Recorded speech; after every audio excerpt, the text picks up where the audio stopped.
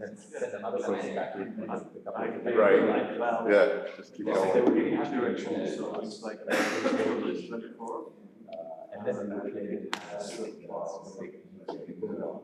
lecture Perspective of inductance as like and it goes in micro tapes. Right. Yeah. It would cover like half a dozen tapes. Oh, like reel to reel. Yeah. Not VHS. Reel to reel. That's like ASR Tapes and reels. Yeah. Yeah, the ASR Not back in the plastic. Okay, so here's, I mean, you want a funny story? It got worse. We just discovered yesterday we only live like 5 miles from each other. It took us to come 6,000 miles to figure out that out, right? I heard about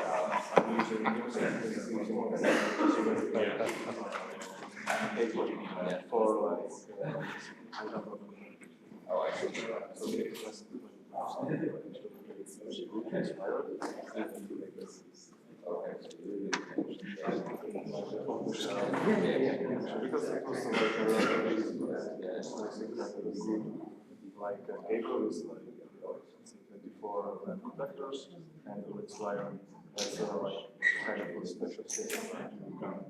That's why I like now.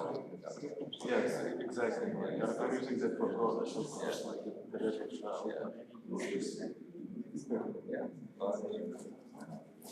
Good idea. Like curious how do you actually? Yeah. That's why, but that's all. Wait for the other session to get over.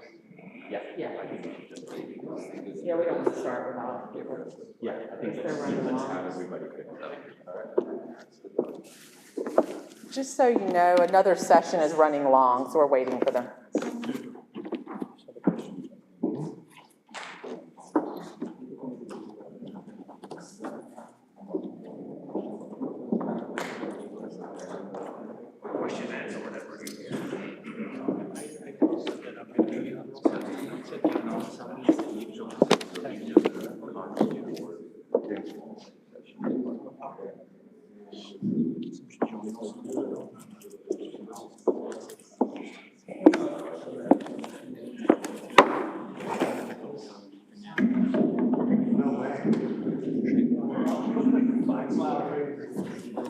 It's okay for the.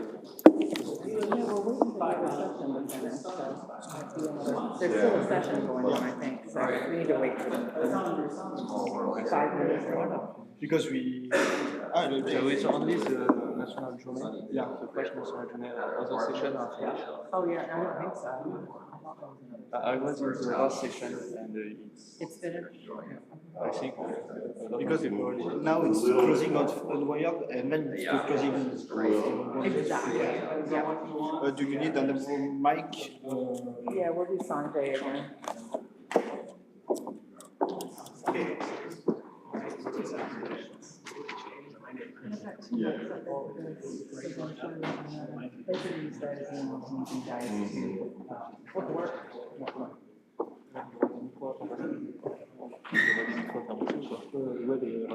I like the shoe. Yeah, it looks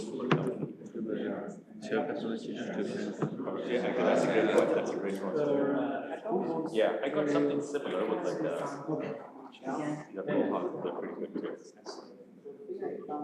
oh, already?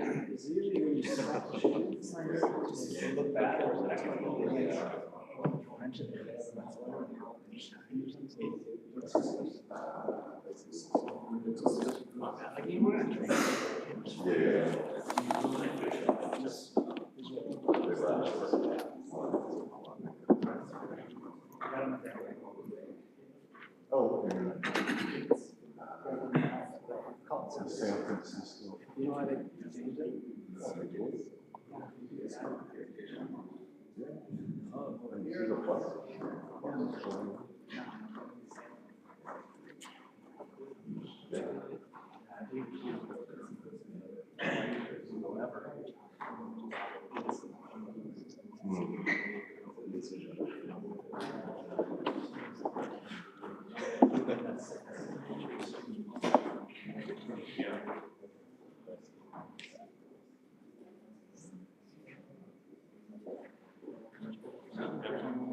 No, I know, I switched it. Oh, okay. You have your heart fighting. Those never. We'll have the, Yeah, it's lights for all of we it. have it now. Never.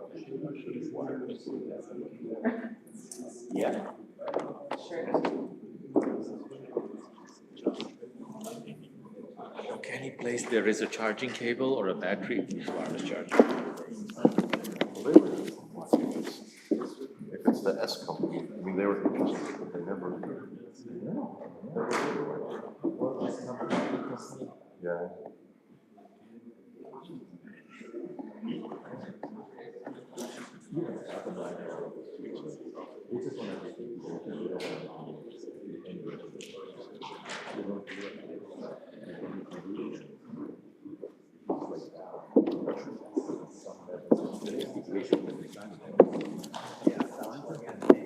Just get buy a module and just plug it in, it doesn't work.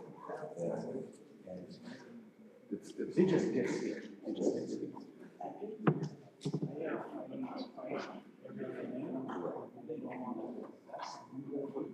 R&D, I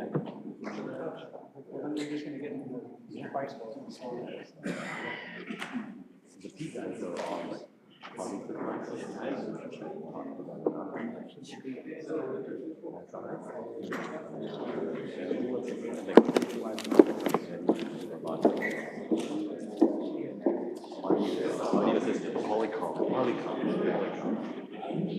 electronics. So, you know, one was the other, two together. Yeah, they're all like, we all want it. That's not the issue with they don't want to see Yeah. we don't. A piece that I can plug into it and it just works. With a bow All right, everyone, take a seat. We'll be getting started in the next 2 minutes.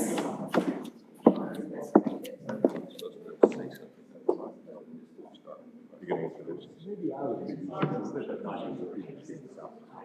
Yeah, I don't want to no.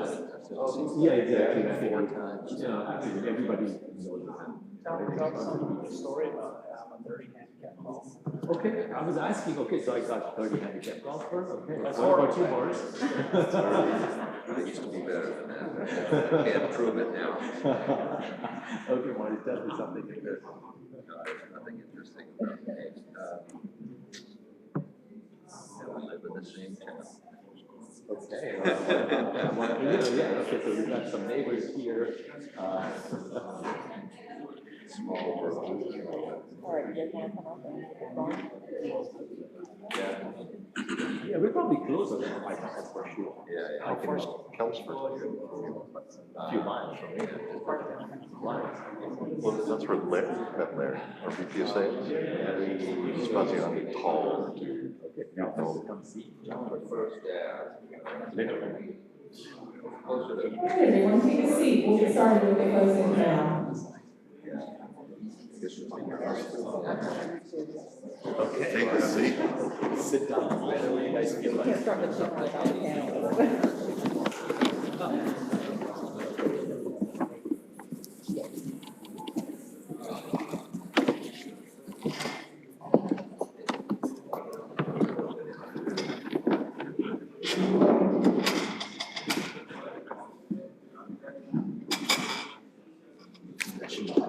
Right in the middle. We need to round everybody up.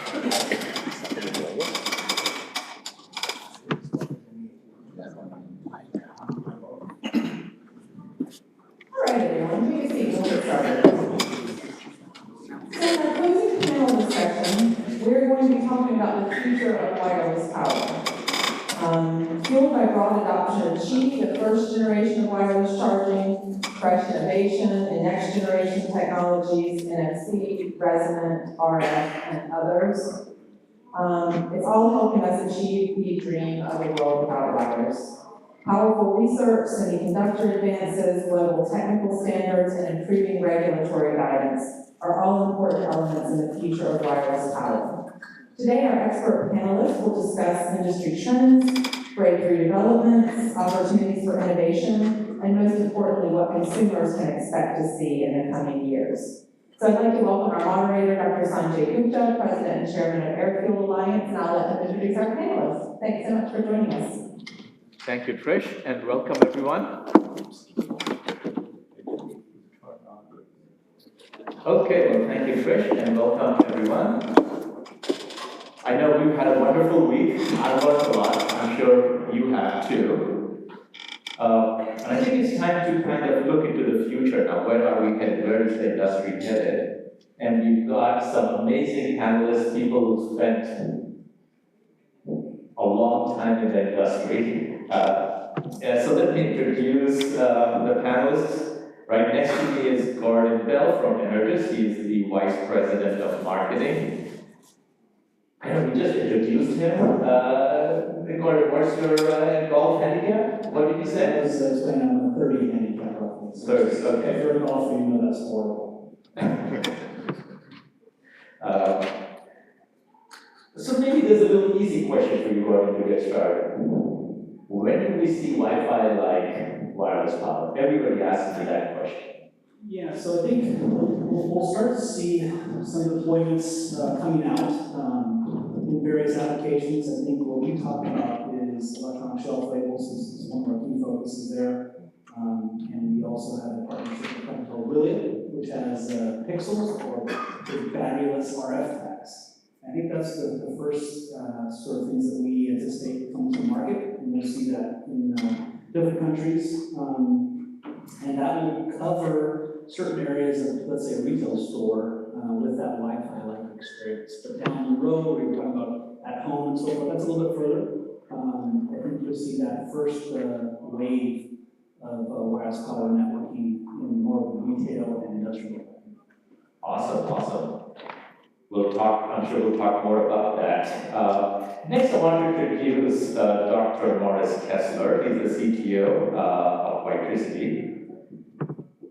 And he's also a neighbor of mine. He lives in the same little village that I do.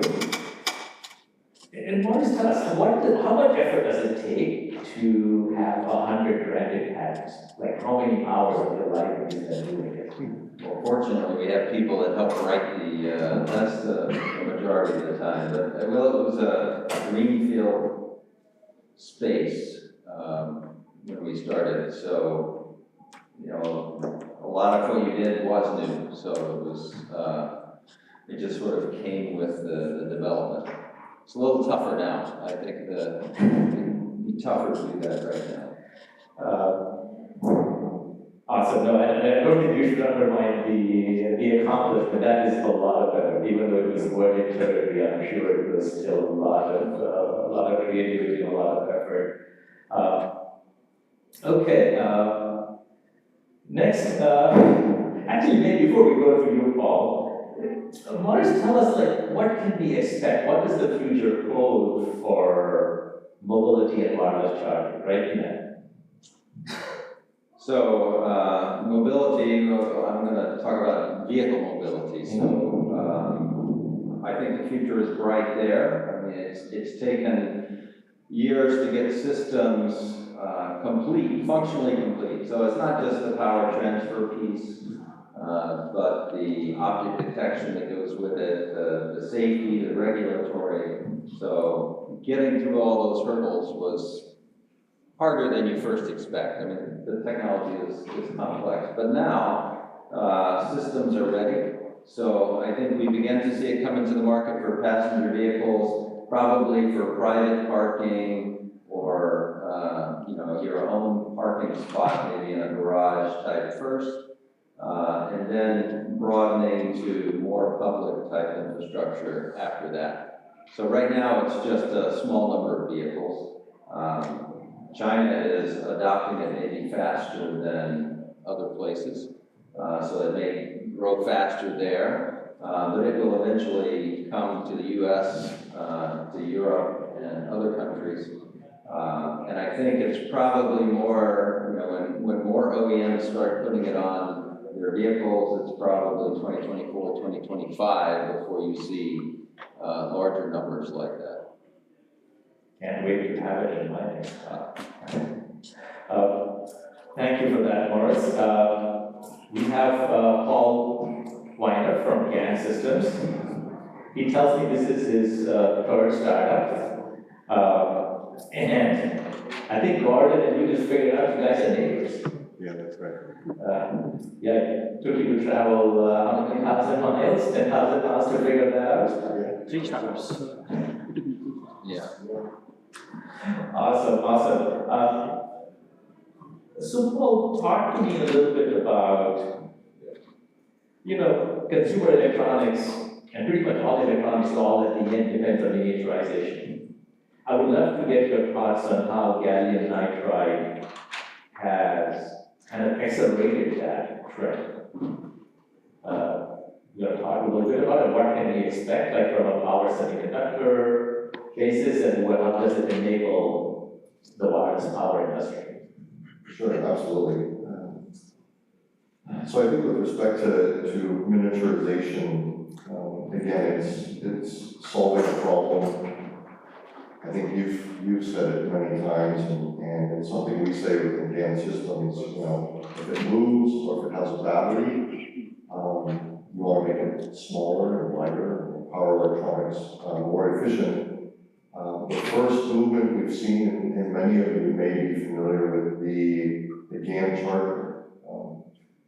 It's something now that's almost becoming ubiquitous with each new generation of chargers that get sold to the public for smartphones and certainly gaming laptops, where industry's been able to take what's been called literally a brick. They used to be a brick, and now they're much smaller and lighter. If you saw at our booth, you got a good example of that. And we'll continue to see that throughout industry.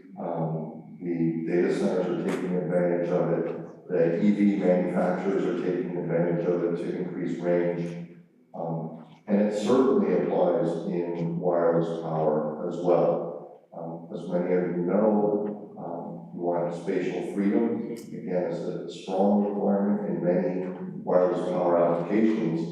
With that spatial freedom, comes the inefficiencies when those coils start moving further away from one another. Your coil factor efficiencies start to go down, and the prime operating frequency for that is between 5 to 10 megahertz. With a silicon MOSFET, that's very, very challenging. And now that GaN has started to mature in many of these industries, it's being accepted and adopted into the wireless power transfer world as well. Thank you, and I'm sure we'll get a chance to talk a lot more about it. I have a ton of questions for you. And finally, we have Dinesh Bhutani, who is an industry analyst who's been covering wireless power for like over a decade now. 6 years, 6 years, he says. I somehow don't believe it. I've been working with him for way longer than that. Or it seems to me at least, and he has all the insights about where the market is going, how big the market is, and so on.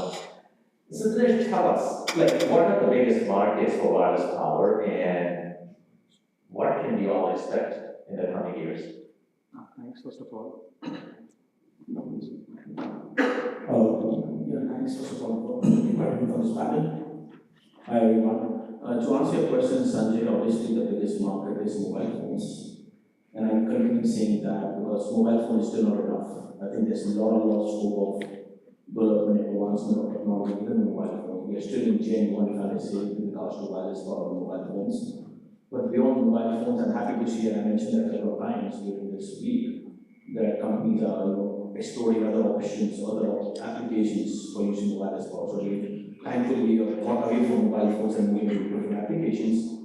But the top 3 ones which I would like to highlight in the next 3-4 months, sort of 3-4 years, would be first is AGVs, AMRs. So very, very interesting work happening here. E-bike, e-scooter could be a very smaller market from sizing perspective, but again, some good innovation works happening there. And again, the medical sector, I'm happy to see some medical applications here, really using a very different range of technology frequencies. I have a question on that as well, which I'll discuss later on, but yes. I think the 3 other key areas, and obviously what Gordon mentioned in regards to distance charging, are very interesting. Segment of the wireless charging technology. IoT sensors and electric shelf labels will be finished in the next 1 maximum 2 years. Thank you with that. So I do like to remind everybody in the audience, this is, we are all here to answer your questions. So anytime you have a question, just wave at us and we'll make sure we get you a microphone. So feel free to do that. Otherwise, I certainly have a lot of questions for our panelists here. So what you're saying is you don't want to wait to the end for audience questions? Exactly, then let's not wait till the end, let's ask them now. So if you have a question, and I'm sure you do, no need to be shy, just raise your hand and we'll get you a microphone. It's for you to get the most out of the panels. Okay, very good. Let's see, Morris, maybe first question for you. You know, I hear a lot in the press about drones and highways becoming enabled with wireless power. How far are we from that? Well, there are certainly demonstrators out there now. Electriana is a company that's got that's called dynamic charging, on-road charging. They have some installations in several countries. There's certainly research projects, the FIRE's Utah State research project, along with a number of other universities that are doing tests of these sort of things. My personal view is that before there's broad adoption of that, maybe in special niche categories, there'll be maybe trucks that always run on the same route or things like that, where it might make sense to put that in. But for normal highway usage, I think it will take a little while until there are enough cars out there with wireless charging before the investment in the infrastructure is made. I know in the US, we need to invest a lot in just keeping our bridges and things repaired. And it's difficult to see, other than in maybe some specific projects, that there'll be a big investment in that. I think the technology is certainly there to do it. It's just, when does it become feasible to put these on many vehicles? Right. So you can add something here. Absolutely. Dynamic charging, obviously, Morris mentioned about electric vehicles, but with regards to the technology, dynamic charging, charging on the go, I think there's adoptions already happening, especially in factory environment, UTDC, advanced electric motors, they are running excellently. In fact, now companies, factory owners don't have realized how that is beneficial. Maybe cost-wise, initially very expensive, but they realize how introducing dynamic charging really helps them to reduce their overall cost of operations and maintenance of that. So dynamic charging is there. Maybe the next question for you, Gordon. The question of regulatory environment always comes up, especially when we talk about RF. Could you talk a little bit about what Energous is doing to help educate the regulatory bodies and the progress you've made? Sure. So when we talk about regulatory, there's actually two sides, right? A lot of times people think only of safe, which is regulatory is concerned about, but also coexistence, right? We invested very heavily into our regulatory team. We have a number of regulatory professionals. We have folks kind of on the ground, not only in Washington, D.C., but also around the world. We have a full analytical chamber with robots. We have a SAR AC6 SAR robot. Those are all things that help us bring our technology to market a little bit quicker. But as I mentioned a little bit earlier today, we actually came out and we're starting to go to the FCC to get regulatory approval for our technology. There were really no tests available for that. They had really not seen that before. There were other companies in the past, sure, that did a 1 watt of power to what the Wi-Fi router does, but nothing really beyond that. So we worked with the FCC for a number of months, roughly about 18 months, to identify how our technology works, how they can develop test plans, not only for our technology, but for other companies that are doing something similar in the space. And we've actually expanded. We believe to be the leaders in terms of the regulatory approval process. So our technology is approved throughout the world in about 112 countries worldwide in various forms. and continue to push the envelope on that. So we actually work with not only our partners, but we actually have different designs that we bring through the regulatory process. So that makes it a little bit easier as our partners come in the market, that there's kind of almost like prior art that they can refer to when they go through that process themselves. Awesome. Well, thank you for doing that heavy lifting, by the way, on behalf of the industry. I know it's never easy, especially getting the government agencies to listen and change the rules of the game. That's a lot of hard work. Yes, exactly. Yeah, I'll just comment on that. I think when the technology first came out, the regulators, they weren't familiar with not only uncoupled, but magnetic inductive charging, magnetic resonance. They didn't know what it was. And so their first instinct is to say no. And so it's taken time to educate them and to work through the process, for them to develop a process too, for how you get a product to market in this space. And so in the EU, there's still a lot of effort going into what are the right EMC regulations for the technology. And so we have spent a lot of time in that as well to make sure that the regulations that get put in place for the technology, and I'm not talking about the fundamental at 85 kilohertz, I'm talking about out to 30 megahertz or out to 1 gigahertz, the spurious emissions, that those limits are set practical, similar to what you have for switch mode power supplies and things like that. No, absolutely. I was going to say, I think if you want to be a leader in the industry, then you have to show that work. You have to trail the regulation, place the regulatory trail as well.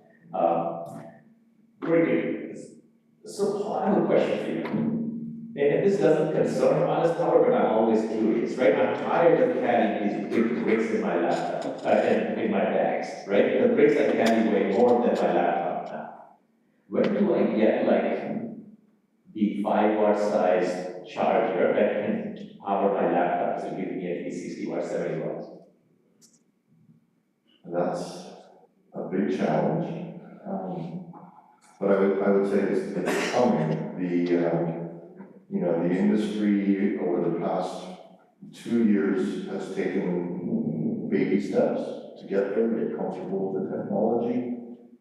You're seeing all the key OEMs now come out with their first GaN chargers, and they're not pushing the envelope yet. So my expectation is that we will start to see that next leap in increased power density, electrical size, within the next 12 months. I think the industry really has bought into GaN as a mature technology.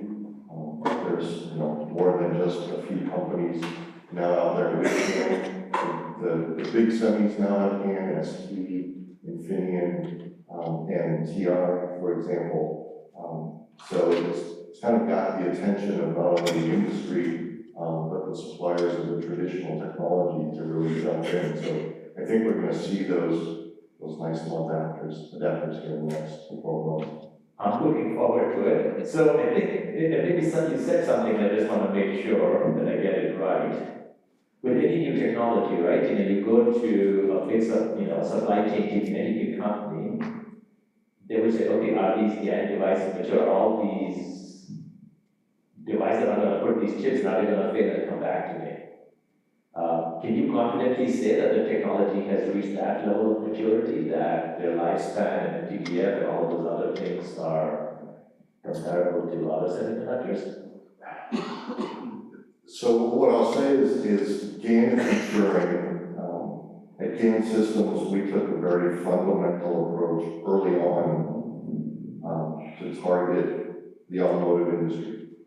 And with that, automotive quality standards that, probably are toughest in the industry unless you're going into space or something like that. And so early on, we made sure we had the resources internally, the quality management systems, and the supply chain prepared for that level of scrutiny.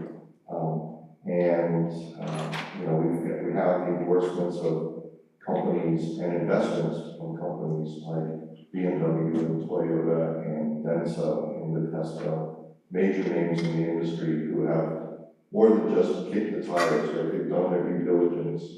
And so then when we approached the consumer electronics industry, we were prepared for the level of scrutiny there that was less, but still rigorous. You know, there are leading electronics companies in the world who put you through the ringer, and they did. But fortunately, we were well prepared, and I would say for GAN systems, absolutely, you know, our reliability is on par. We like to say even slightly better than silicon MOSFET technology, but certainly on par with silicon MOSFETs.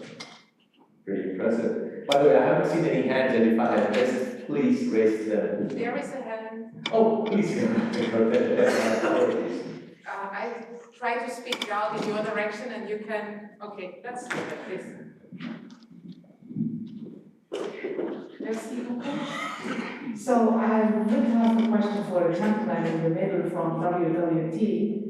Because you were mentioning, so, you know, for mobile charging, we have reached now generation 1. So what would look generation 2 like? And are you referring it's generation 1 because it's not fully out there yet and not every consumer is using it yet?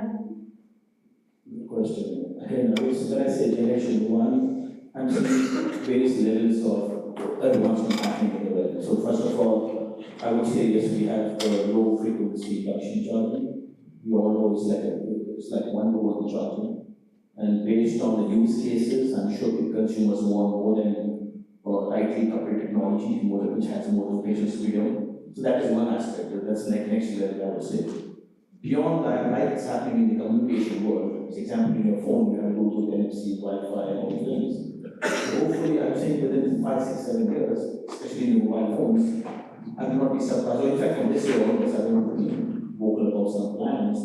I will start to see 2 frequencies being used in the mobile phones. Not only, like example, 100 kilohertz, which is there, or 300 kilohertz at the phone, but maybe 2 different frequencies, different solutions using. Not only for charging phones, but phone can charge other devices. Just to be very careful about revealing information. But yes, I think there are multiple frequencies, multiple starting to use. So that's, I would say, the flavor. That will come with the second one. So there's a lot to happen. Mobile phone is one of the very important devices in our hands, in our homes. And I don't think anybody will stop working on that from a long-term perspective. And more important, in fact, I'm more like expecting phones to get completely sealed devices, completely sealed, no holes, which means that wireless power technology is expected to play a bigger role. That's where I would say it lies in all these good hands to develop a technology which will make mobile phone OEMs confident that yes, if I adopt this wireless power technology, I'll be enough that our consumers will get their phone charged seamlessly, interoperability, if I may say that, and also more efficiently. I think there are many flavors. The mobile phone is just starting. Cheap charging is, I'm not saying cheap is bad or good, but we are not stopping there. There's a lot of much to go. Thank you.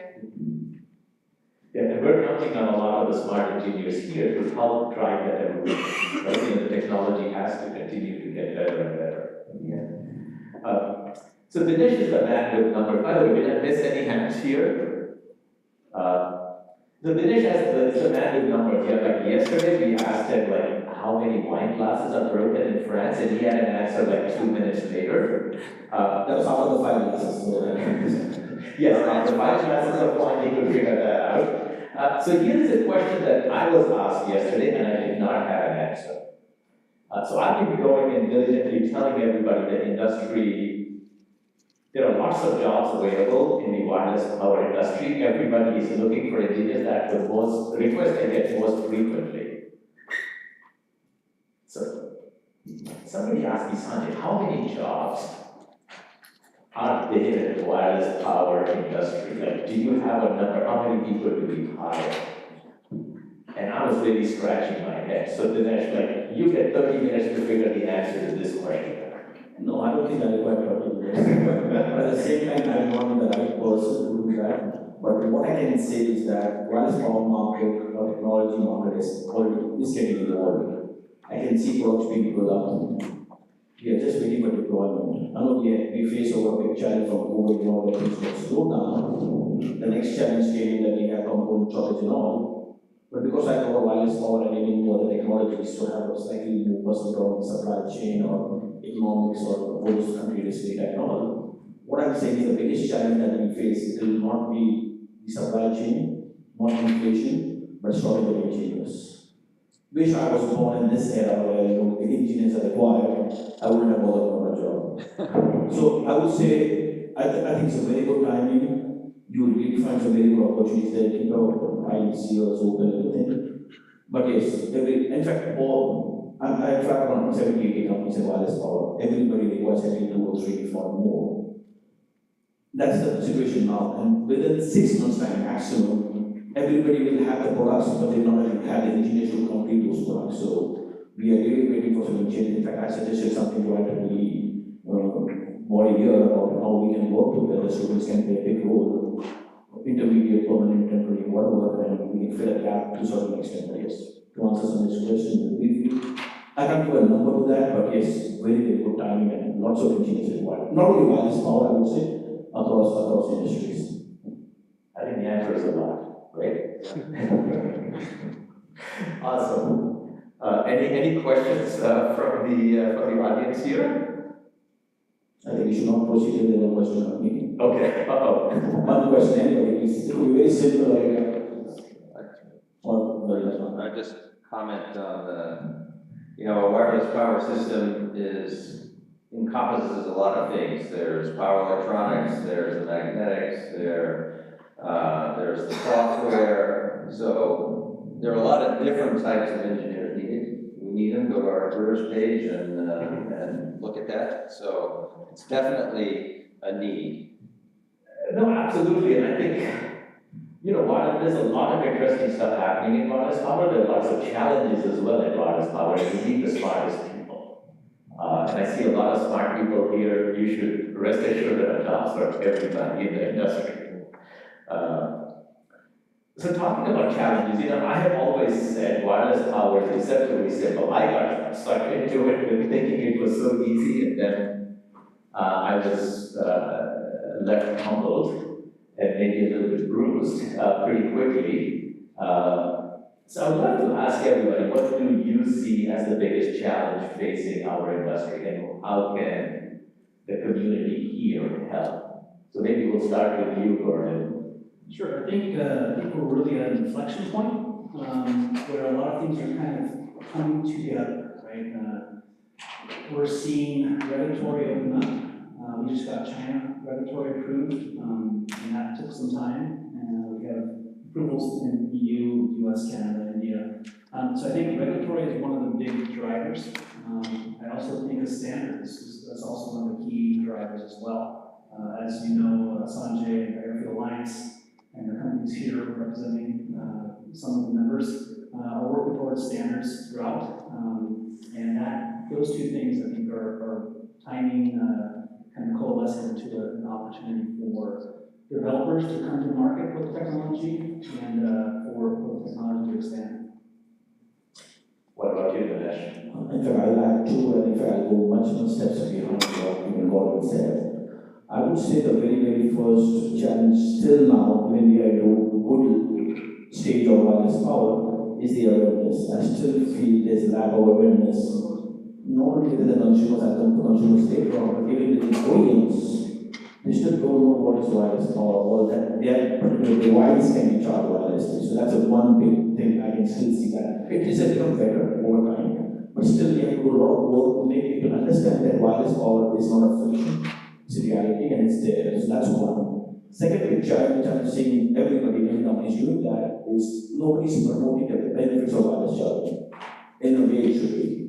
Everybody's promoting wireless, oh yes, I can get coil engineering into the device. That's for them, that's wireless power. They say, yes, in XYZ price, $5 or $10 or $100 whatever, I'll get your phone or whatever it is wirelessly charged.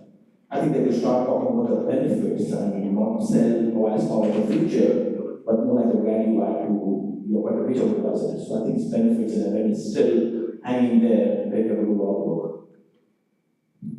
So mine is pretty simple, I think for broad adoption, it's gotta be at a cost point that car companies and consumers are gonna say, yeah, I want that. So initial versions are always more expensive and they come down with time. But I would say that it's important as you're thinking about designs and new ideas and things that in the end, it boils down to somebody's gonna make a decision, do I wanna pay for that? And that's an area where that's where we work hard to make that happen. I guess I'll round that out a little bit by continuing on what Gordon said on the regulatory. And I see the challenge more from a perceived safety concern that's out there. I mean, we all know, and it still comes up from time to time today, where people are worried about a cell phone next to their brain, right? So you can just imagine what people are thinking about and what misinformation is going to come out over time with respect to these wireless power waves and what they're doing to your body, and dead cats and kind of everything else we hear. I think the second challenge is really focusing on solving the problem. Wireless power is cool, but are companies going to adopt it just on a cool factor? Probably not. It's got to be cost effective, which typically means it's got to solve a problem. So a lot of the things that we saw this week around medical, which I think was really interesting, solving real problems. Those are kind of today. Future problems, certainly as well as a lot of the papers that are out there, people are thinking about, here's a problem and here's a way to solve it. And I think if that goes a lot to what you're saying, Dinesh, about the benefits, is really being able to show people how you solve the problem. Yeah, as I mentioned, it's almost like want versus need. That definitely helps adoption. If you need the technology, that's much different than if you just want it. For us, we're seeing applications where they need to be able to charge things over the air. I think Electricity has a very unique case study where they have someone that's handicapped and they're having need for wireless charging for their vehicle. And it's not a want, it's a need. And that accelerates adoption as well. So can I add one more? Of course. I just remembered one more point what you mentioned that I think what many companies have done in the past and still some of them are doing now is that they are developing wireless power solution and they're going and trying to find a problem for that. So I think it should be the other way around. We should find a reason if there is a need for wireless power and all those things, and what solution to that. They will just pick up one frequency and say, I have built up a solution, let's fit into this device. It's not like that. See, what is the real use case, what the consumer pain point, whether wireless power is required, if required, what frequencies or what levels to work. I think that's also very important. Yeah, and I just wanted to offer my own perspective a little bit, and maybe, I think everybody knows now that I grew up from the early days of wireless communication, and one thing that I learned the hard way, which is not natural to me, is being patient, right? It's taken 10 years for Wi-Fi from the day it was like, okay, it's feasible, we know we can do it, there are early demo systems that are coming to market. Cellular data was no different, 3G wasn't any different. Why do we expect wireless power to somehow happen in 6 months or a year? I think we all have to learn to be patient a little bit and continue solving the challenges that come our way. And some of them we probably haven't been able to do today. Yeah, that's absolutely right. We launched our first products into the market in 2014. So, 8 years it took for kind of the market to be comfortable with GAN. So I think that decade-long period, as much as we dislike it, it's built into our social DNA. Well, we live in a world with some attention deficit disorder, right? A little bit. All of us, and smartphones haven't helped.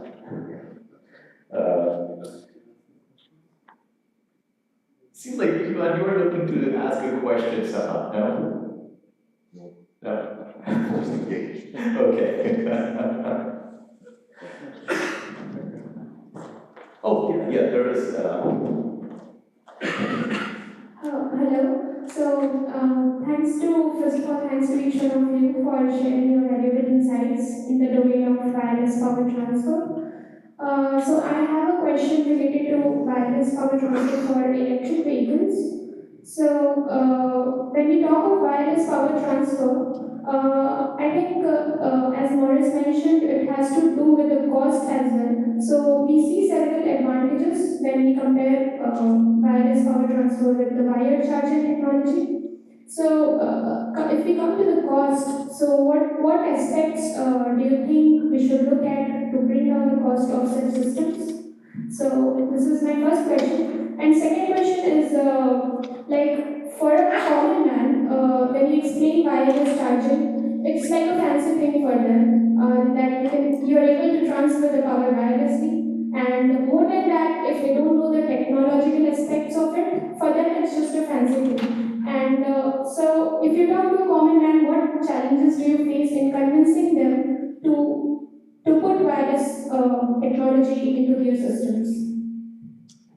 Okay, so I think the first question was on what areas focus on for cost. Well, so if you look at the most expensive parts of the system, single pieces like lens wire, ferrite, capacitors, invest in capacitors, because that's another big component cost. But then, there's simplifying designs that can be easily manufactured. So it's not just components cost, it's how easy is it to manufacture, how easy is it to test. All these things factor into the final cost that they get charged to the consumer. So it's, I think, like power electronics, those are going to shrink over time, costs are going to come down over time. Things like metal and all these things, manufacturing techniques can make that easier. But some of the fundamental things like lens wire, ferrite, and capacitors that go into a system, somehow we need designs that sort of optimize the use of those sorts of things. The second part of your question, if I understood correctly, is how do you convince an OEM to put this technology on the vehicle and the consumer? Well, first of all, from a consumer point of view, consumers think of wireless charging as your cell phone. That's all they know. They don't know anything about this, and their first instinct is, oh, wow, I didn't know I could do that. But when they see it, they want it, but they're going to want it at a certain price point. So that's a separate factor. From an OEM perspective, our business development guys and sales guys, they have to go to you have to educate them. When we first started and first engaged with OEMs, they came to us and said, hey, can you do a kilowatt? Can you do 5 kilowatts? They wanted to get comfortable with the technology. So we've gone through that phase, and now it's easier. They want to say, how big is it? How much does it cost? How much does it weigh? What does it look like? Will it fit on my vehicle? So every vehicle is a little bit different, so there's a little bit of customization there. But we're to a point where it's that level of discussion. With the OEMs, they've gotten comfortable with it, that it's the features are there, that it's safe. All of these things. So it took some time to educate them through that process. But now that when you say, hey, we've got a system here, you can get it on your car in 6 months, a year, then it's a much easier job. Yeah, in fact, I would add one more big component, Sean Morris will agree on the cost. It's nothing to do with the cost which I mentioned, it's nothing to do with wireless power for electric vehicles. And the cost I'm talking about is installation. Installation of a wireless power solution at home, the cost could be as much as 50% of the cost of the wireless power solution. So that goes to one of the biggest, it's a big hurdle, and that also one thing that we think about, it could be range of $2,000 to $3,000 just for someone to come and just install that funds to your driving your pocket. It's similar to getting a level 2 charger. at your home now, so you have to pay for that to conduct the charging. I would also say that in the future, more pieces of the wireless power system can be integrated to other components. There's duplicity of components, functions on the vehicle. So for example, we have a microcontroller on our VA box. That can be integrated, that can be, those functions could go on another controller that's already in the car. So you can integrate Wi-Fi. Car already has Wi-Fi, we have separate Wi-Fi. So those sorts of functionalities can be combined to reduce the net cost to adding it to a vehicle. Thank you. Let's see, where's the next question coming from?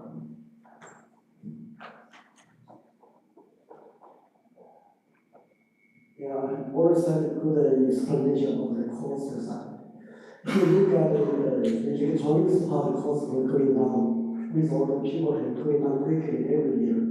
But the material, basic materials, wires, ferrites, capacitors, the cost most likely goes up every year.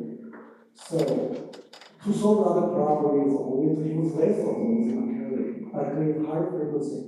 Or for the UA side, what's 85 kilohertz. And on the consumer side, there is every field that is much higher frequency, 6 megahertz or 13, 14 megahertz. So do you think on the UA charger side, there is still an open space for higher frequency? I think that's really a regulatory issue. I think it's technically feasible to do higher frequency. In fact, the first systems we built for high power were at 175 kilohertz. This was a number of years ago. GaN wasn't available, these sorts of things that make it easier to push the frequency up.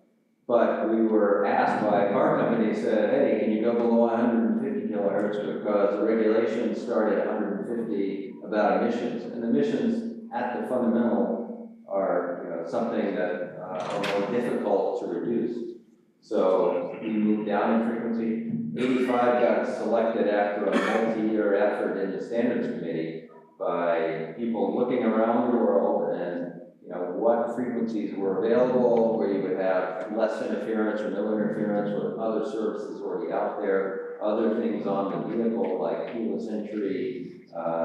They operated like 125 and 134 kilohertz, and so and they have the first generation of those had a very open, wide bandwidth, and so a frequency pretty far away can interfere with your operation. So all those things were looked at to settle on this one frequency band, and the ITU has adopted that frequency band sort of worldwide between sort of 79 and 90 kilohertz for EV charging. So I think it'll be difficult it'll be a generation before it might change, but that's really a question of regulatory, I believe. And not interfering with other services that exist out there now. Thank you, Morris.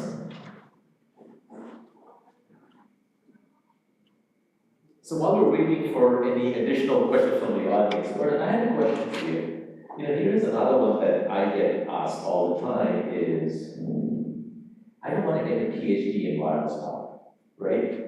I have an idea, I want to integrate it into my product. Can you give me something that I can get up and going in like a couple of hours? Yes, exactly. Thank you. That's a great question. We do have every day we get inquiries. Sometimes they're large companies, sometimes they're a single person that has a hobby, and everything in between. Typically in the past, we've not really been able to support the smaller opportunities just because of the resources, right? We didn't send out anything to them, we didn't have access to engineering or anything like that. We simply didn't have the resources to support that. We announced about a week ago that we have an evaluation kit, our first one, that's available for kind of anyone and everyone. It's a partnership with Atmosic, and it's a wireless charge sensor. It includes our transmitter. That's a 1 watt power bridge and 2 sensors that are charged over the air. That's something we offer on our website. We'll be shipping that in a couple weeks here. But that's our first real product that becomes available to one of our audience. Awesome, okay, so that was not a question you told me to ask, yeah, I was not aware.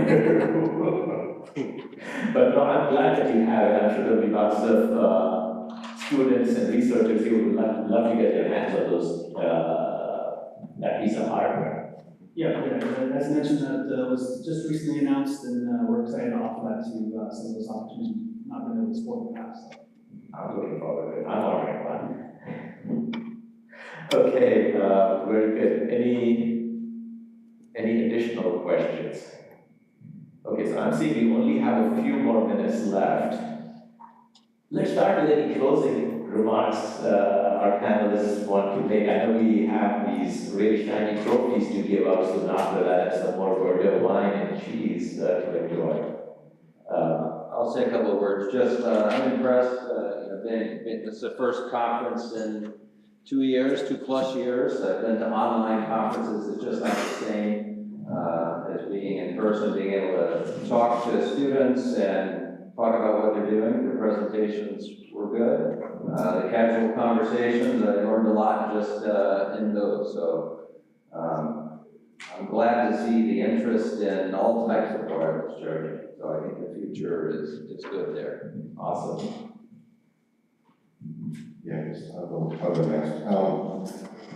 So events like these are really fun, and from a marketing perspective, they're really interesting data points because they're useful to track progress. I've been with GAN Systems 6 years, and my first set of conferences and trade shows with GAN Systems, people would come up to the booth and say, you know, does it work? Is it reliable? You know, and can I use it? And we've seen the migration over several years now to where if you've been to some of the power conferences, you're seeing, you know, GAN's an accepted technology. And so when I think about wireless power transfer, you know, I am seeing that same trend, right? We're not quite there yet, as we've discussed. You know, I've been going to the conference several years now, and you can see the increased breadth of applications, which means more and more industry acceptance. You can see more industry participation, and you can see more innovation coming from academia and really thinking about, again, what problems are we trying to solve, and how can we do that in a way that's kind of helping push the technology forward. So I would say, you know, it's very similar trajectory that I'm seeing in wireless power that I've seen with other technologies in the past. So really impressed and really looking forward to the next few years to see how this progresses. I go next. First of all, I'm sorry, imagine so many smart people out there and only around 5 professors. So I don't know how you guys will manage it. The big challenge for a person who's organizing this. But yes, it's very good work that you guys are doing.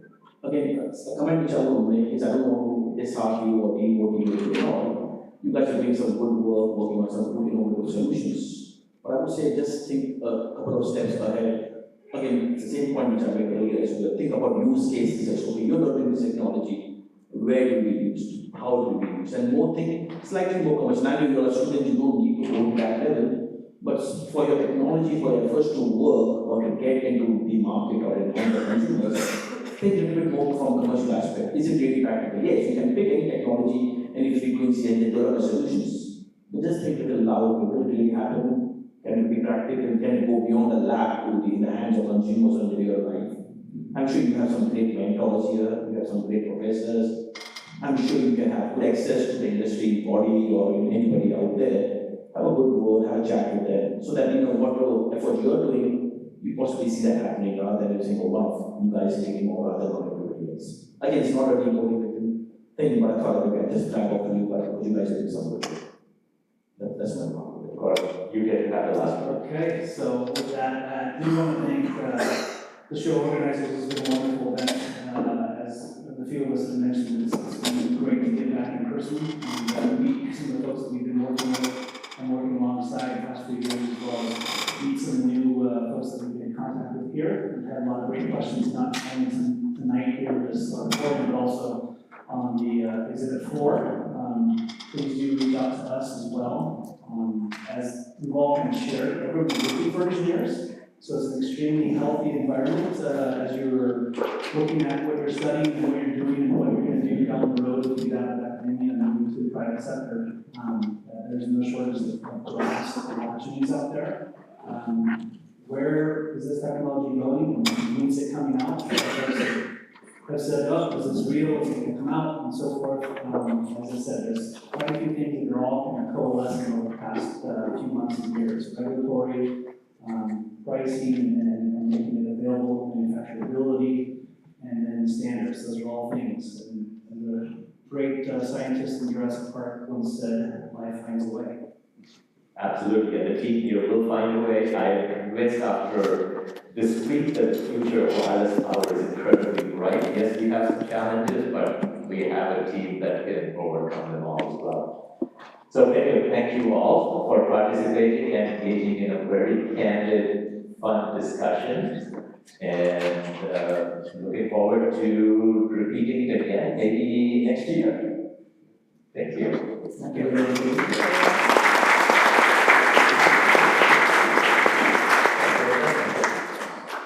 Come grab a bottle of wine, all four of you. I want number 2. Number 2.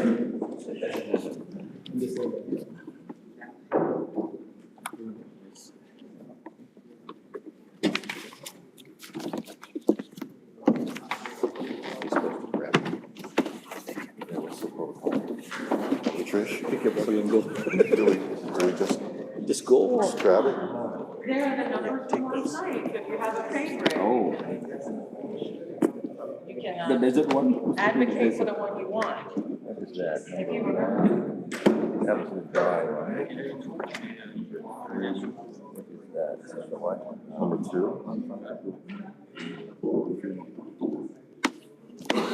Oh, you don't even know. I'm using it.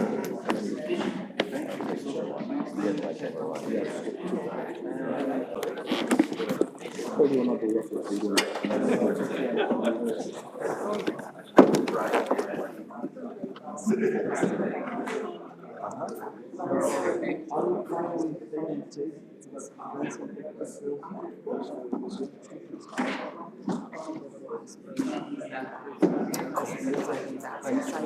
Whatever. Close the whole thing. Whatever you say, I'm at your disposal. After Reagan. Yep. You got it.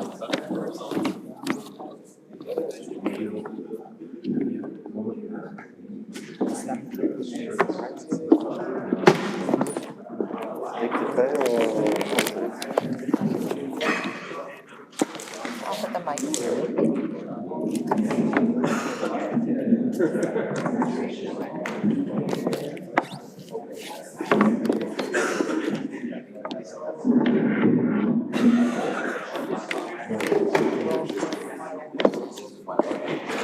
There, you're up.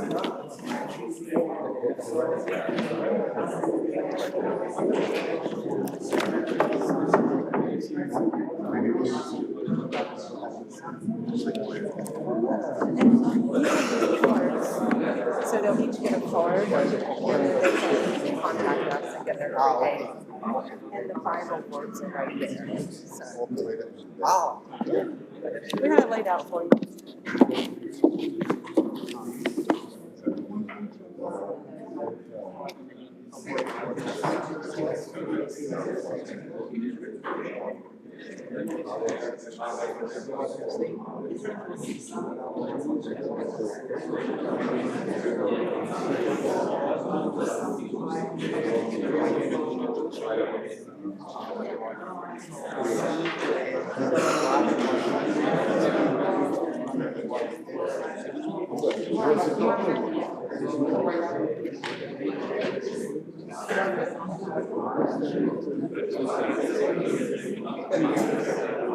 Yeah,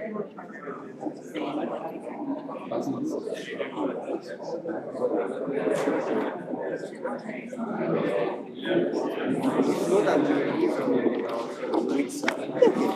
good.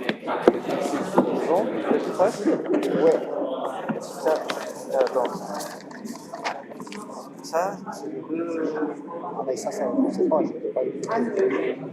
Ce là j'ai par contre, ça c'est c'est du design, non? C'est pas, je le fais pas quoi.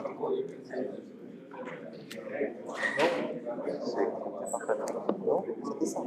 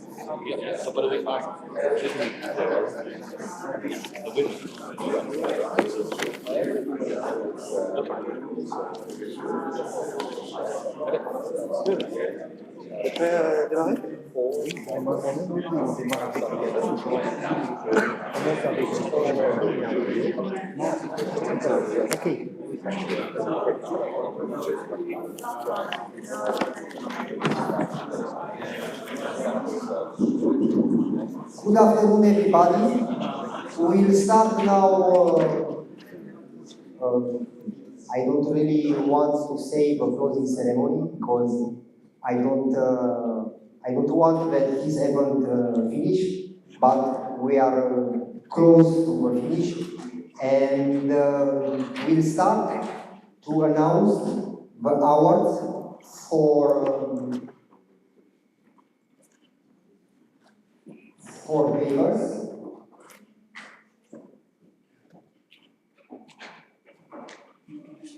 Okay, we have three categories of, let's say, paper awards competition. The first one is related to the base paper awards for overall wireless power week. And we have the first prizes and the second prize. And the first prize goes to a paper entitled Adaptive Compensation Scaling for Wireless Power Transfer System with Coil Reluctance Variation using PWM controlling switches capacitors. There is somebody from the room.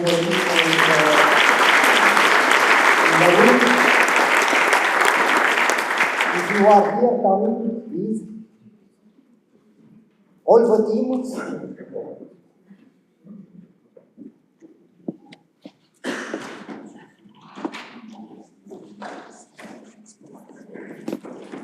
Okay, please come here.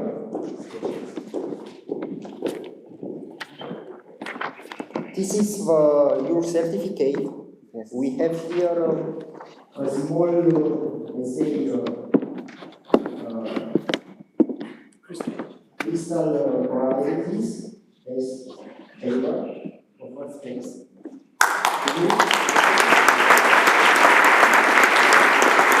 And also we have also cash prizes provided by Health Society, but we need to keep contact in order to have your bank ordering, our transfer and so on. And we will have also a training certificate provided by Health Alliance.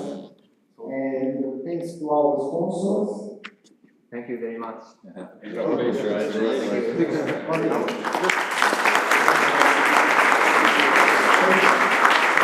will announce the second prize because we have also a second prize. Sponsors, grab the engineers. We can stay here while we announce also the second prize. The second prize goes to the paper through the soil long range wireless power transfer. Please come in here.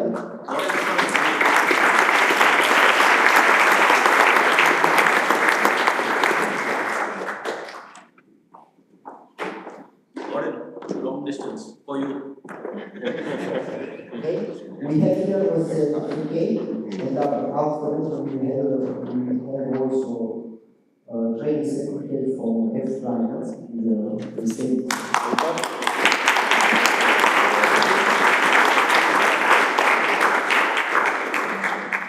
Very nice. That's it. Good one. Thank you very much. Thank you.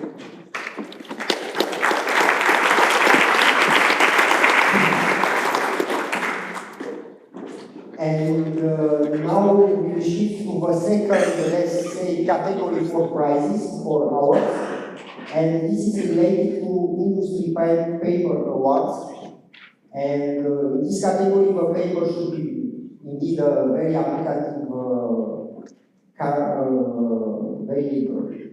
very important applicative category, and also to have, let's say, at least one of authors belonging to industrial company.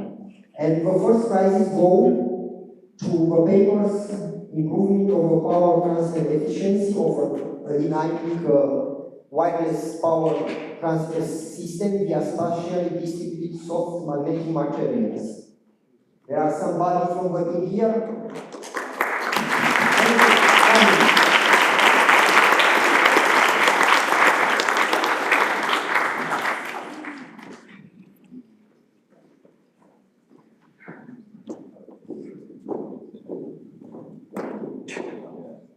Come here. Okay, this is your certificate. You will have also a cash prize provided by Health Society, and also have the training certificate. And we keep contact in order to see all the details. And we have also crystal prizes here. I think. Best application paper. Okay.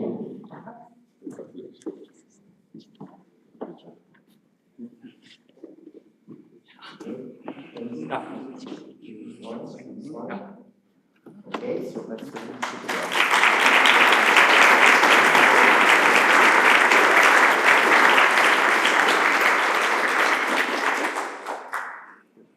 okay, thank you very much.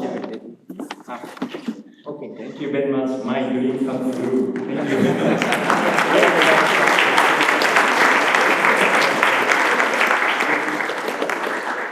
And we have also a second prize. It's a gold paper entitled a novel system for in-situ compliance evaluation of wireless power transfer system and magnetic near field sources. There are somebody from the team here. Sorry. We lose the photo. Oh. But I will contact the authors and everything should be okay after. Okay.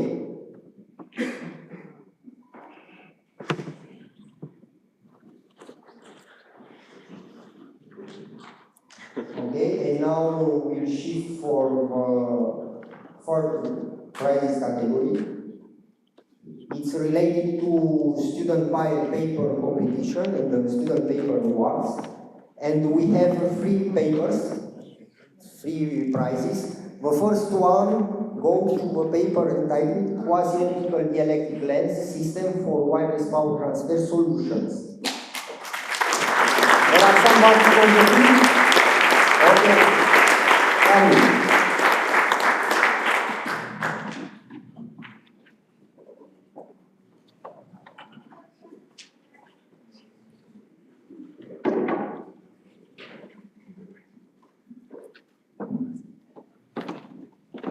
This is your crystal crisis, and we will have also helpful training iron certificate and one design kit provided by I will be looking for your certificate. Thank you very much.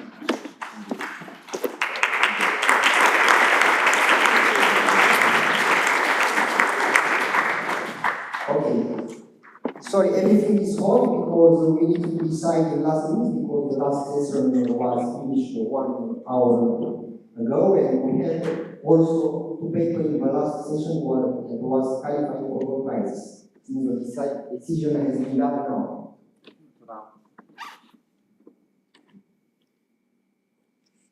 Thanks a lot. Thank you. Thank you.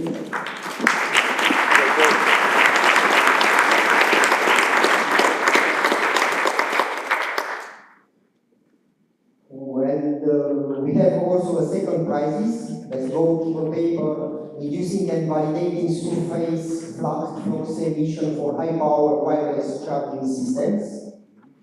There are somebody from the team here. Okay, come on.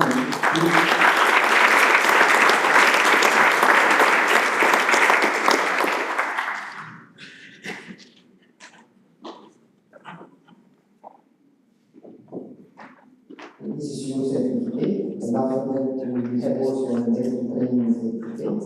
Okay, please come here.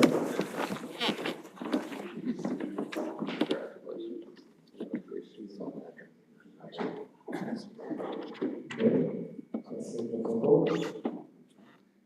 This is just us.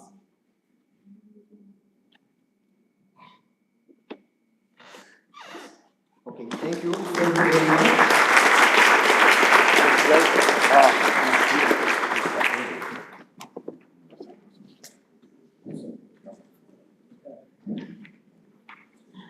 And for the student paper, ours go to the papers, frequency division and duplex multi-tone approach for backscatter age SWPT.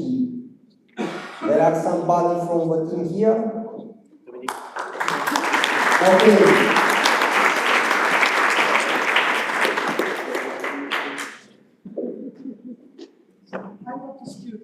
I know. The master. Okay, good part. Congratulations. Congratulations.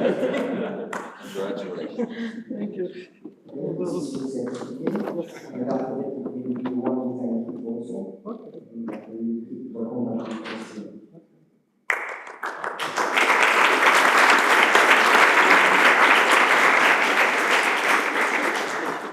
Thank you very much. Thank you to our sponsors. And I will ask to the representative of a team of a paper to come with me here because I need to keep all the coordinates in order to set the dates for transferring the prizes and so on. Okay, thank you very much. So just hold here because we have the last one prize, which is a student design competition that Patrick was chairing. So Patrick, I'm going to give you the microphone, or we get it again, and we're going to know who is going to win this prize. Okay, so you have seen the competition, right? So it's a very tight one, and we had 8 judges from both far field, near field, and also from industry. It's a very hard work. Thank you all. And the final winner is the Imperial College Pig.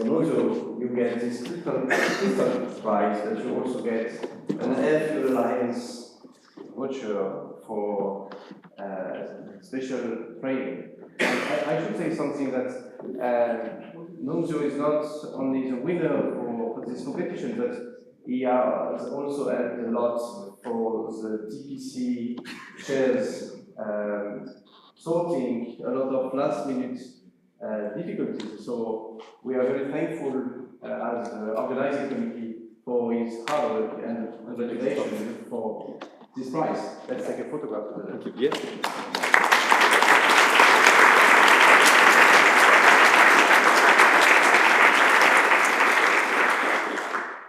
Thank you. Thanks a lot to all of our sponsors. Thanks again for being here, for supporting the wireless power community, and without you, we would not be able to go so far. Thanks again. Thanks for being here.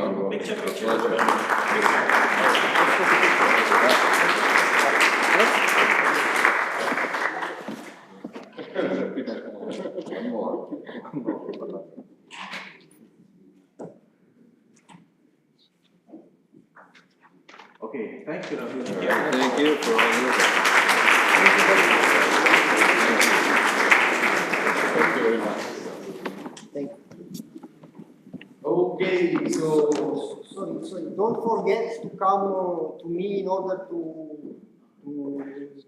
keep actualize your coordinate in order to set up everything for prize. So every student that got a prize, please go now to check with Alex if all the information, contact information that they have about you are correct or not. So this is now the time that we welcome Regan.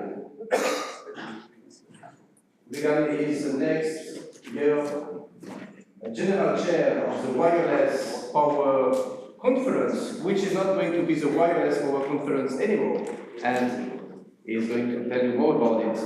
And he's also about to tell you in which marvelous place we are going to have the conference. And this is actually a surprise.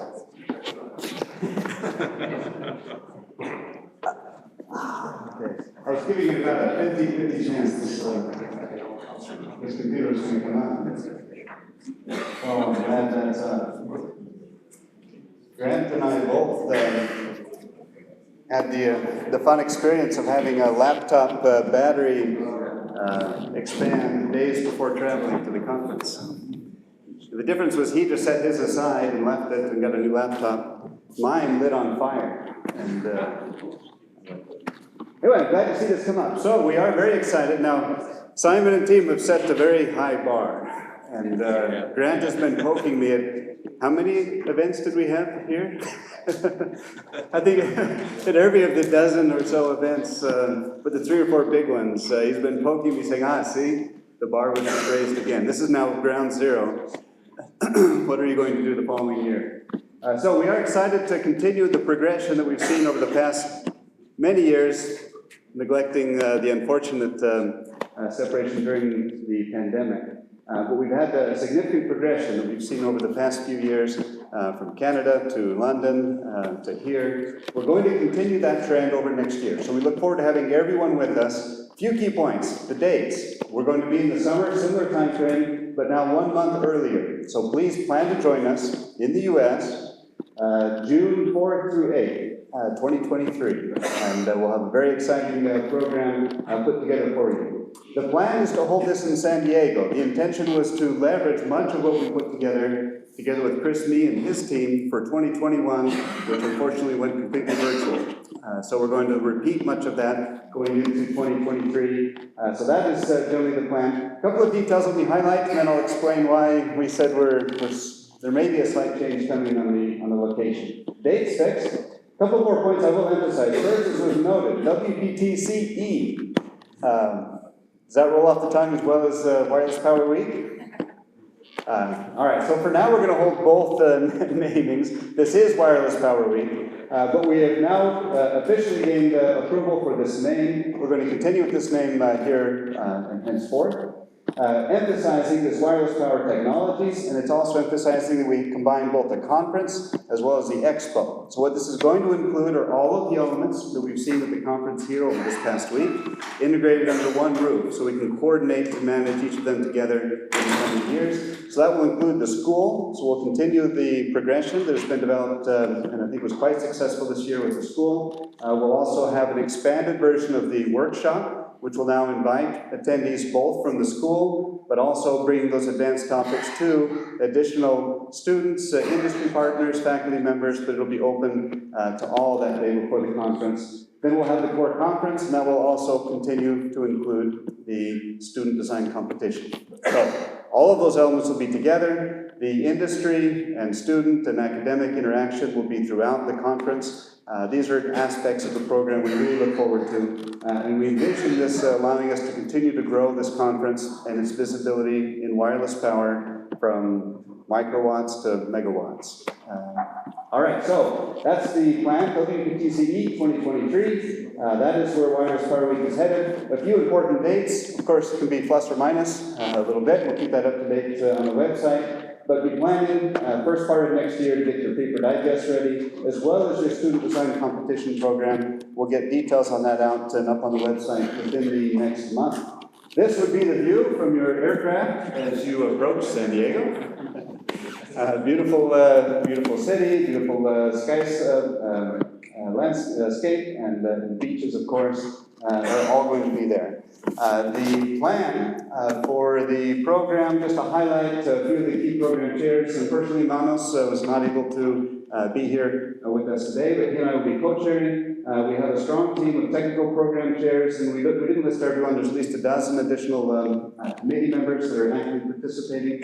Those who were involved here in the conference this year, if you haven't had time to connect with you, if you have any bandwidth remaining after the amazing program that Simon has helped work with you on, we would love and be happy to have more carryover from last year into the next year, and even continue this as a tradition, to have a portion of the committee transfer over to help maintain this continuity.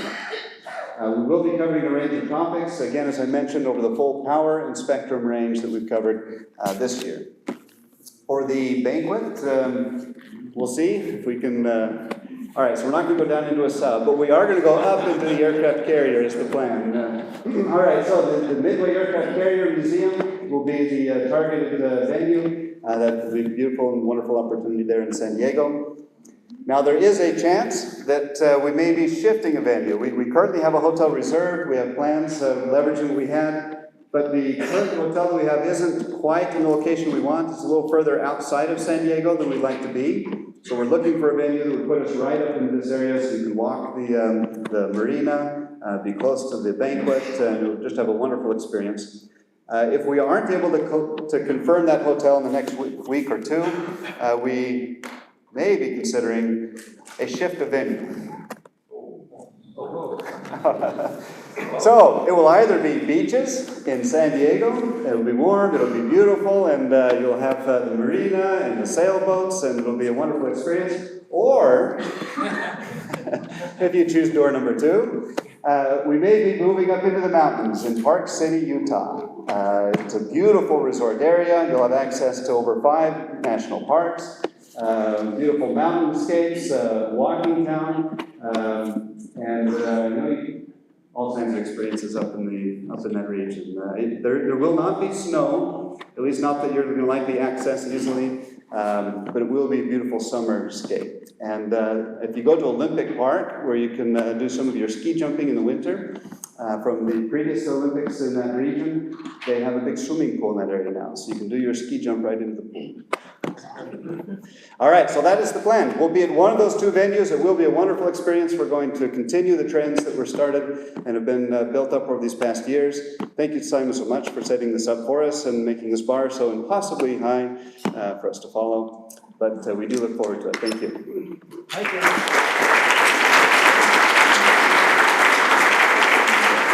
Okay, and of course, in 2025, we get to come back to Europe. So I know that sounded like a long way away, but we don't know where we're coming back. And we're looking for European representatives to start thinking about this right now and to put a proposal together to the steering committee, of which Alessandra and myself are chairs of the committee. We would like to know if it's Portugal, Italy, Netherlands. We've had a number of people approach us already, looking at possibilities. So if you're going to be seriously thinking about this, we would like you to start seriously putting the proposal together now, because we will announce the successful location at the next conference in the US. So the idea is that when we're at a conference in that part of the world, we will ask for proposals from the audience to come through over the months that follow. And then when we go to the US and Americas, then we'll be looking for proposals for the Americas. And then when we go to as we know that, and maybe you don't know, but in 2024 it's in Japan. And so we'll be looking then for proposals for Asia Pacific to come in. So I don't need the proposals right now, but what I do need you to do is to look at this. This is actually on page 63 of your brochure, which is digital brochure. So if you haven't worked it out, your brochure has a QR code. If you use your phone on it and look at the QR code, it will take you to the full brochure. One note about the full brochure is there is a misprint on what Regan showed. It actually accidentally says that the conference next year is in July. I think it's been changed. Okay, Simon has updated, so it's now back to June, which is good. Okay, so please note this. We'd like to get serious proposals in. We need to want as a steering committee, which is made up of PALS and MQT members, requested by the presidents. We're going to look seriously at this, and we want to make a decision over the next 6 to 7 months. Okay, so with that, I'm going to hand it back to Simon. Thank you very much.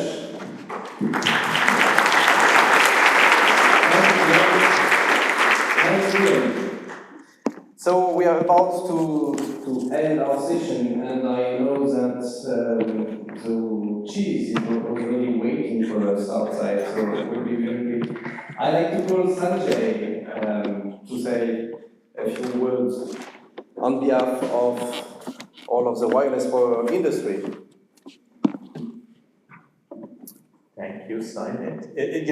Can I just thank you for all of the hard work? And I know pulling this off is not easy.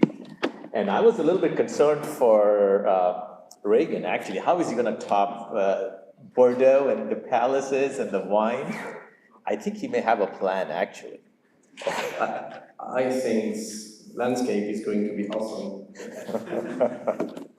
Okay, very good. So let me share my thoughts, right? One, we all share the same passion, right? And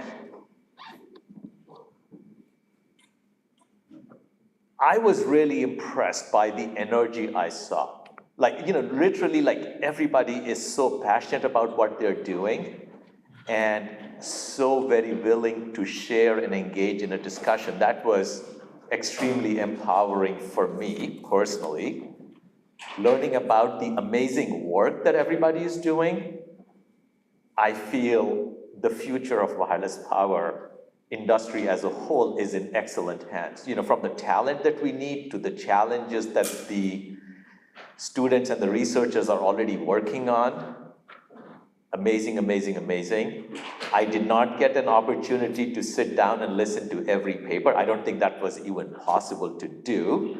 But I did attend every keynote, and they were amazing, right? Listening to Professor Haji Miri or Professor John Rogers, who I met after 8 years. I have worked a lot with him, but it was great to sit down with him and chat about all the recent work that he's done. Listening to Professor Collard today morning, it was amazing, right? The fact that we have the smartest people that I know in the entire globe coming and participating and devoting their time to wireless power speaks for the burden that we have on our shoulders and to achieve what we all have been saying and we believe in. And that's the next big frontier, in my view, for all of us as electrical engineers and just engineers in general, right? And really the most impressive thing to me was the smart engineers, right? You know, when you have lots of smart engineers working on something, I have no doubt every problem is a small problem. And that is why I go back, honestly, with a huge spring in my step. I always am thinking, about what can we do to accelerate? And the easiest way is really to leverage the human capital, get all the smart people, motivate them to work in our industry. And I look at the talent in this room. I talked to, I think, a lot of people here this week. That's what gives me the most optimism. And really, I go back with a spring in my step and always thinking about what more can we do. And thinking about what more can we do, I think this is the first time that I would say we, and I speak for the entire industry, we've taken a more active role in this particular conference. And I think all the feedback that I have from our sponsors this has been a hugely successful event. We are going to be doubling down on our involvement and bringing more of the industry leaders here so we can have more of an exchange, right? The only way to accelerate the adoption of the technology is to have both academia and industry work together, get together in the same place. There is no alternative to having what I say, rub the flesh, right? You have to really rub shoulders, press the flesh, work together. And I think we're going to be looking to see how we can collaborate even more together to make this happen in the next year. So thank you all for coming. Thank you all for sharing. I'm going to hand it back to you, Simon. Thank you. Thank you, Chris. Thank you, Chris. And I take this opportunity to thank again, and we never thank enough, our key sponsor, Electronic, White3City, Energy, Gun System, IVO. Thanks to you, we were able to bring the conference to this level, because at some point we need to say that to bring you great venues and great food, we need some help from the sponsors. So this is also thanks to them that you were able to be treated well during